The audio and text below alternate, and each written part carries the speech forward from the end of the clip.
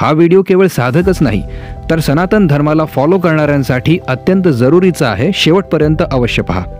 15 डिसेंबर ते 14 जानेवारीच्या कालावधीला धनुर्मास म्हटलं जातं, जी एक विशेष पर्वणी आहे। या दरम्यान सर्व सकाम कर्म वर्जित असतात, परंतु भगवत प्रीत्यर्थ कर्म विशेष फळदायक व प्रसन्नता देणारी असतात।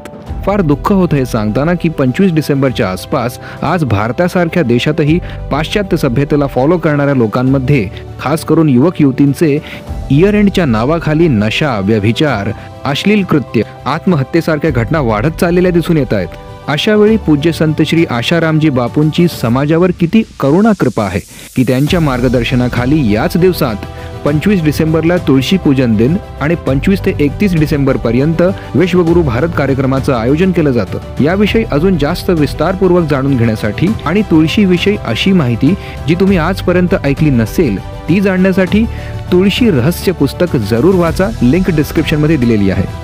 संपर्क अहमदाबाद आश्रम 079 6121 0888।